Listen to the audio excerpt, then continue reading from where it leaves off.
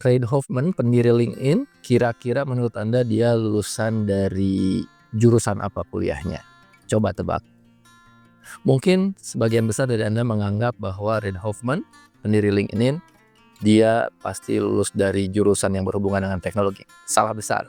Dia S1 dan S2-nya di bidang filsafat. Kenapa dari bidang filsafat tapi dia akhirnya menjadi CEO dan pendiri dari sebuah jaringan profesional terbesar yaitu LinkedIn? Ini menarik sekali. Sejak muda, Hoffman selalu bertanya tentang beberapa pertanyaan filosofis seperti mengapa manusia bertindak seperti ini? Kemudian bagaimana hubungan antar individu terbentuk? Apa yang membuat sebuah komunitas bisa bertahan dan berkembang? Itulah pertanyaan-pertanyaan filosofis yang selalu muncul di kepalanya Reid Hoffman. Kemudian akhirnya pertanyaan-pertanyaan itu mengantarkan dia ke tema-tema filsafat dan akhirnya dia secara formal mengambil kuliah S1 di Stanford University jurusan filsafat. Dari sanalah dia mulai melatih berpikir kritis, menyusun argumen logis, memahami etika perilaku manusia, kemudian melihat sistem sosial bagaimana itu berjalan. Kemudian tidak berhenti di sana, pendidikan di bidang filsafat dia lanjutkan ke tahap yang lebih tinggi yaitu di master atau S2. Dia mengambil jurusan filsafat juga, kini dia mengambil di salah satu universitas yang paling keren di muka bumi ini yaitu Oxford University. Disinilah dia semakin menggali tema-tema filsafat, tapi di sini juga dia mulai menemukan bahwa filsafat itu banyak berhenti di ruang-ruang seminar. Sementara di dunia nyata penuh dengan masalah sosial yang bisa diintervensi secara langsung. Maka di kepalanya Hoffman itu muncul sebuah pertanyaan yang lebih fundamental. Bagaimana jika ide-ide tentang manusia dan masyarakat ini diwujudkan dalam sebuah sistem yang nyata yang konkret, yaitu dalam sebuah jaringan teknologi. Dari sanalah akhirnya lahir sebuah gagasan tentang LinkedIn. Padahal dia bukan seorang programmer, dia tidak bisa sama sekali bagaimana membuat kode-kode untuk membangun sebuah platform sebesar LinkedIn. Tapi disinilah cerita menariknya. Ternyata dunia ini sekarang tidak dipimpin dan tidak dikuasai oleh orang-orang spesialis yang jago di satu bidang. Tetapi nama-nama besar seperti Elon Musk, Hoffman, bahkan Steve Jobs, mereka adalah orang-orang yang multidisiplin, generalis. Dan dari sini kemudian lahirlah sebuah gagasan tentang generalis versus spesialis, kemudian tentang matinya keahlian dan lain-lain. Di episode kali ini kita akan membahas satu konsep yang sangat menarik. Anda tidak perlu menjadi jago di satu bidang untuk sampai ke puncak karir. Anda hanya perlu menguasai bidang-bidang tertentu dengan kadar enough saja, tetapi nanti digabungkan. Karena dunia sekarang adalah dunia milik orang-orang generalis. Nah, ikuti terus di podcast Topi Amali di episode tentang generalis versus spesialis. Dengarkan, rasakan, ayo mulai. Topi Amali yuk menginspirasi. Ada 3 konsep menarik yang bisa menggeser paradigma kita dan sangat eye-opening buat kita tentang bagaimana dunia ini sebetulnya dikuasai oleh orang-orang generalis. Yang pertama, diinspirasi oleh sebuah buku yang cukup populer yaitu Range, Why Generalists Triumph in the Specialist World untuk karya David Epstein. Buku ini sangat terkenal karena meruntuhkan gagasan bahwa untuk menguasai dunia, untuk berhasil, untuk sampai ke puncak karir kita harus jago di satu bidang. Ternyata kenyataannya enggak. Menurut Epstein bahwa dunia ini sekarang membutuhkan orang yang punya range, yaitu jangkauan yang luas. Bukan hanya tenggelam di satu keahlian yang sangat mendalam sehingga dia terjerumus dalam sebuah sumur yang sangat dalam, kemudian dia tidak bisa melihat dari helikopter view. Dia tidak bisa melihat dari helikopter view. Sekarang dunia begitu kompleks. Satu hal tidak bisa diselesaikan hanya dengan satu disiplin ilmu saja. Orang-orang yang bisa melihat peta lebih luas, melihat dari atas hamparan dunia yang lebih luas, kemudian dia bisa merumuskan dan menghubungkan berbagai area, maka dia akan punya kreativitas dan solusi yang lebih cerdas dibanding orang-orang yang hanya berkacamata kuda sesuai dengan keahliannya tanpa melihat sektor-sektor yang lain. Oleh karena itu, Epstein dalam buku Range ini mengatakan dan menunjukkan sejumlah bukti bahwa orang-orang yang berhasil adalah orang-orang yang bisa menggabungkan berbagai variabel, berbagai pengalaman, berbagai knowledge menjadi menjadi sebuah solusi yang kreatif. Contohnya, kalau kita lihat bagaimana Steve Jobs punya pengalaman di Ridge College, yaitu mengikuti 1 tahun penuh kelas kaligrafi. Kemudian dia pergi ke India untuk meditasi. Itulah yang menjadi bibit dan benih tumbuhnya desain Mac di kemudian hari yang begitu sangat kontemplatif, kemudian simple dengan menganut filosofi-filosofi Zen, yaitu tentang kesederhanaan. Seandainya Steve Jobs itu tidak menguasai ilmu kaligrafi, kemudian dia tidak ikut meditasi, maka Apple yang hari ini kita kenal mungkin tidak seperti ini.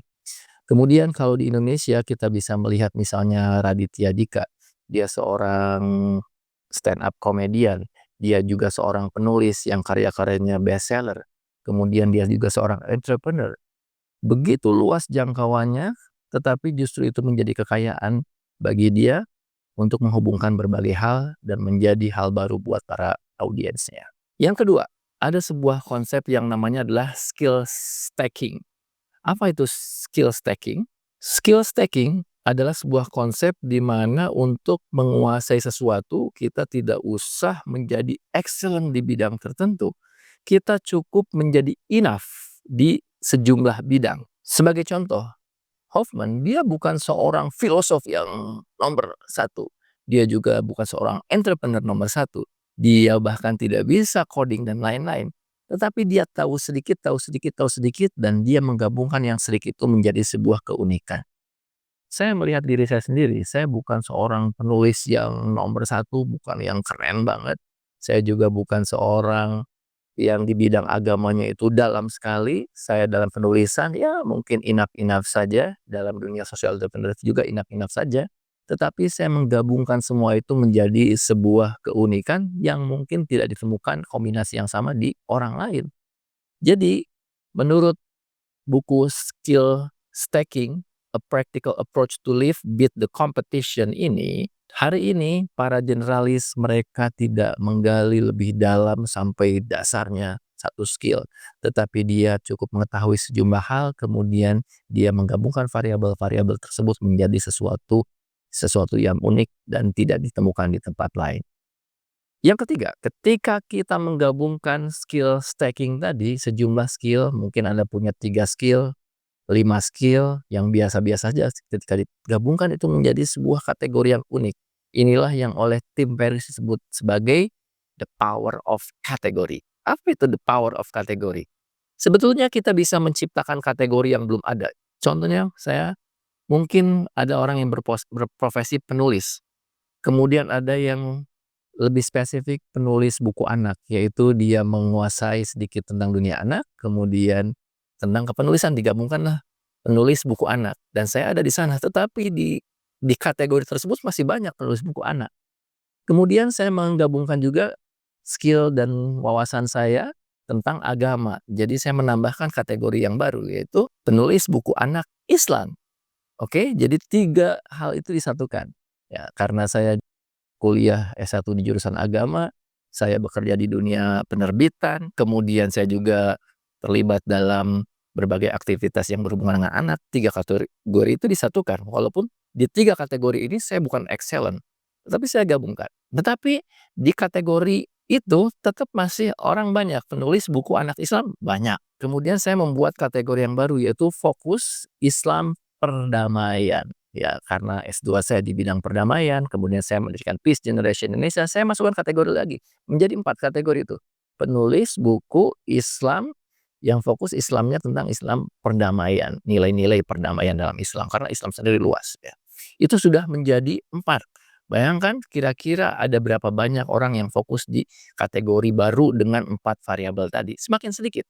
Kemudian saya tambahkan lagi karena saya suka di eksperimen di hal-hal yang kreatif, kemudian pendekatannya gamification, saya masukkan lagi tentang gamification, ya tentang game based learning, yaitu penulis buku Islam untuk anak bertema perdamaian dengan pendekatan gamification. Itu menjadi kategorinya sekarang kategori baru terdiri dari 5 skill. Saya bukan jago gamification, ada yang lebih jago dari saya, tetapi yang menggabungkan 5 hal ini sangat sedikit. Kemudian satu lagi saya memasukkan unsur-unsur tentang entrepreneurship-nya. Jadi kemudian ketika saya tambahkan, mungkin pada satu titik di kategori ini di dunia hanya ada saya, tidak ada yang lain. Ketika orang mengetik tentang buku atau karya tulis modul kreatif dalam bidang Islam, perdamaian untuk anak dengan pendekatan social entrepreneurship dan lain-lain ditambahkan kategori, maka mungkin tidak ada lagi orang yang akan ditemukan oleh Google itu selain saya. Itulah yang disebut dengan the power of kategori. Ya, jika kita tidak bisa menjadi yang terbaik di satu kategori yang ada, ciptakan kategori sendiri.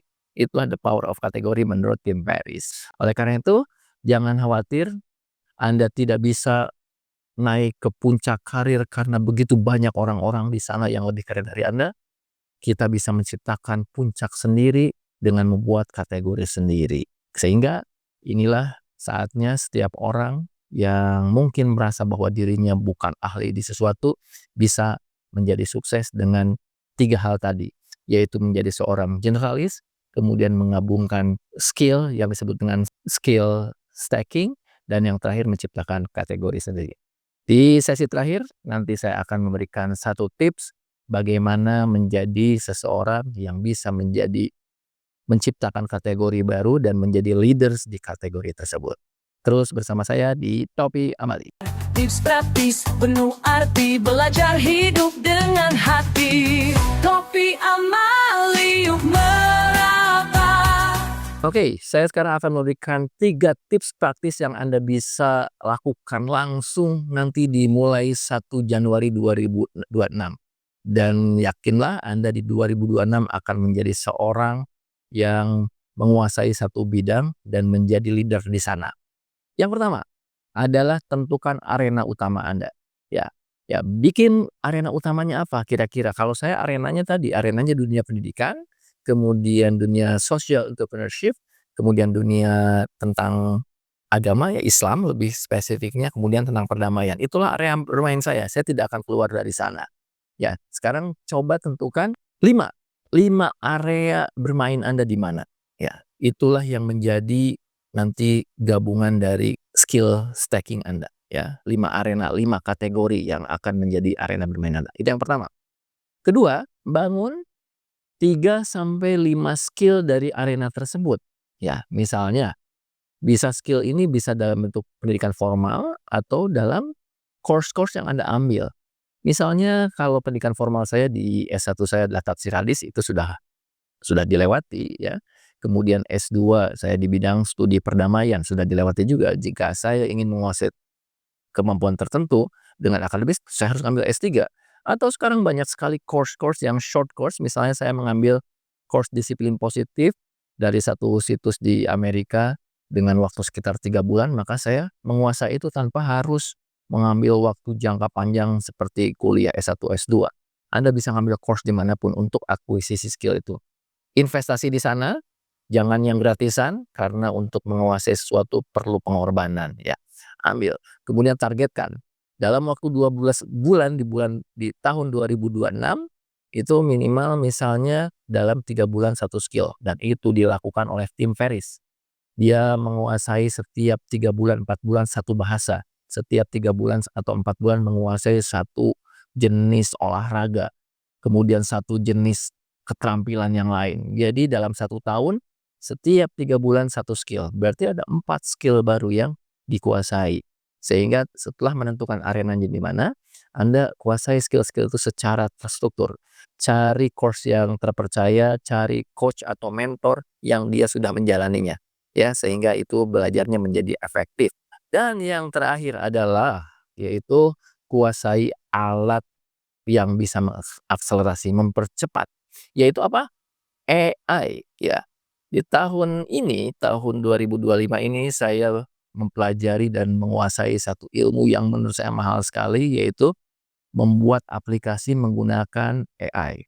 Kalau kita menggunakan ChatGPT untuk menulis dan lainnya sudah biasa, tapi sekarang membuat aplikasi, yang aplikasi itu memerlukan kemampuan coding dan kalau kita membayar orang bisa puluhan juta dan itu memerlukan waktu yang panjang. Saya pelajari dengan cukup telaten karena memerlukan pemahaman yang saya tidak kuasai sebelumnya yaitu database dan lain-lain, tapi sangat mudah asal kita mau. Ternyata dengan membandingkan sejumlah platform kemudian mencari yang worth it ya, tentu saja jangan yang gratis, harus ada pengorbanan, bayar, dan ternyata saya bisa membuat aplikasi hanya dalam waktu kurang dari 10 menit, yang biasanya dilakukan tidak kurang dari 3 bulan dengan biaya puluhan juta, tetapi itu ternyata bisa dikuasai cepat. Jadi sekarang apapun yang ada di pikiran saya, yang ingin dituangkan dalam bentuk sebuah teknologi aplikasi itu bisa diwujudkan dalam hitungan menit, dan itu bisa dilakukan dengan AI. Jadi ketika kita sudah menguasai arenanya, kuasai skill-nya, yang terakhir adalah tools-nya, ya. Jadi mindset tentang areanya, kemudian skill set-nya, dan akhirnya tool set-nya. Jika kita bisa menguasai mindset, skill set, dan tool set itu, dan kita sudah menentukan tadi arenanya di mana, maka yakinlah kita bisa menjadi leader di satu kategori yang kita buat sendiri, the power of kategori. Oke, silakan, selamat mencoba. Dan silakan tulis di kolom komen kira-kira kalau Anda jadi orang yang jadi leader di satu kategori, ya nama Anda akan diindeks di Google sebagai leader di kategori tersebut, maka kira-kira kategorinya apa? Bisa gabungan dari 5 kategori. Ya, misalnya stand up comedian yang juga seorang penulis, seorang entrepreneur, dan seorang aktivis sosial misalnya. Ya, jadi kira-kira apa tuh? Ya, tuliskan apa kategori yang Anda di sana menjadi leader. Demikian, sampai ketemu lagi di Topi Amali berikutnya.